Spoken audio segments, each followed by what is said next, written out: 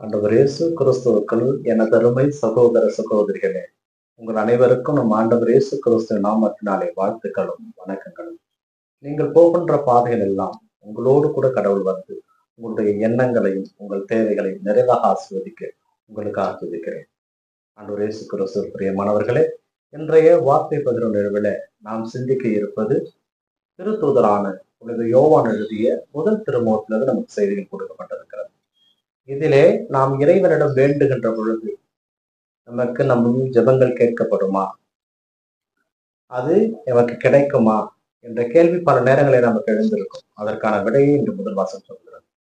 நாம் கேட்பவை, நாம் கேட்கின்ற மன்றாட்டு, நம்முடைய தேவைகள் கடவுளுடைய திருவுளத்திற்கு ஏற்றபடி இருப்பின் கடவுள் அதை நமக்கு தவறாமல் கொடுப்பார் என்பது நம்முடைய நம்பிக்கை. ஆனால் நாம் கேட்டதை அனைத்தையும் கடவுள் நமக்கு கொடுப்பார் என்பது நாம் கொண்டிருக்கின்ற உறுதி. ஆனால் கடவுள் கொடுப்பார், ஆனால் பாவம் செய்யாமல் இருக்க வேண்டும். அதுவும் சாவான பாவத்தை, சாவுக்குரிய பாவத்தை நாம் செய்யாமல் இருக்க வேண்டும். கடவுளுக்கு எதிராக செய்கின்றவை அனைத்துமே பாவம் தான், ஆனால் அனைத்துமே சாவுக்குரிய பாவம் அல்ல. இருந்தாலும் அதை நாம் அறிந்து தெரிந்து கொள்ள வேண்டும். பாவம் எது, புண்ணியம் எது? ஏனென்றால் கடவுளிடம் நாம் கேட்கின்ற பொழுது நாம் எந்த நிலையில் இருக்கிறோம் என்பதை சிந்தித்து பார்க்க கடமைப்பட்டிருக்கிறோம். கடவுள் பாவத்தை வெறுக்கிறார், பாவிகளை அல்ல. நாம் புத்தி விவரம் தெரியாமல் செய்கின்ற பாவங்களை கடவுள் மன்னித்து விடுகிறார்.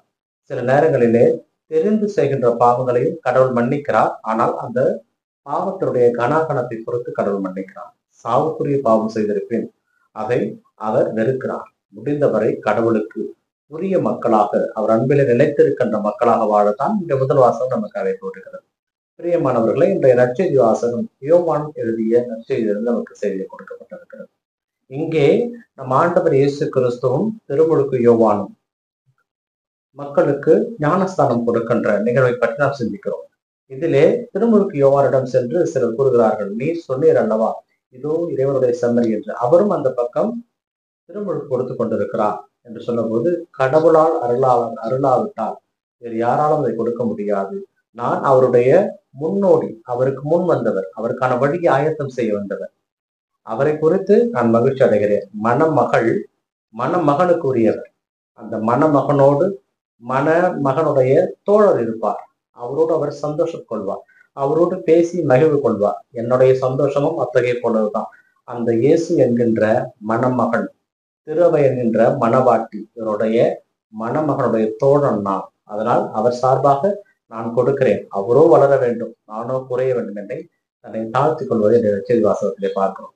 இந்த நற்செய்தி வாசகம் சொல்கின்ற மொத்த உண்மையை நாம் கவனிப்போமானால், கடவுள் நம் மத்தியிலே இருக்கிறார், நம்மோடு இருக்கிறார்.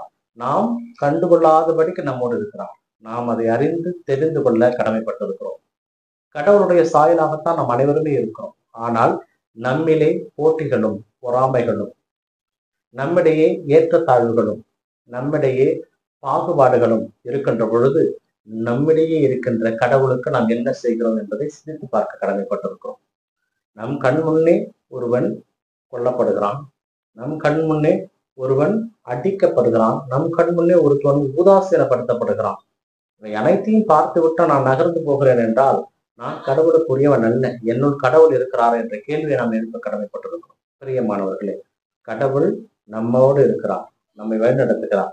அப்படி என்றால் நம்முள் இருக்கின்ற கடவுளை மற்றவர்களுக்கு நாம் அறிவிக்கின்ற மக்களாக வாழ அழைக்கப்படுகிறோம். முடிந்தவரை உங்களுள் இருக்கின்ற கடவுளை மற்றவர்களுக்கு அறிவிக்க முயற்சி செய்யுங்கள். வார்த்தையால் இல்லாவிட்டாலும் வாழ்வால் அது முயற்சி செய்யுங்கள். கடவுள் உங்களை நிறைவாக ஆசீர்வதிப்பார். இந்த நாள் உங்களுக்கு இனிய நாளாகவே அமையட்டும். இறைவன் என்றென்றும் வாழ்த்து தருவாராக. ஆமென்.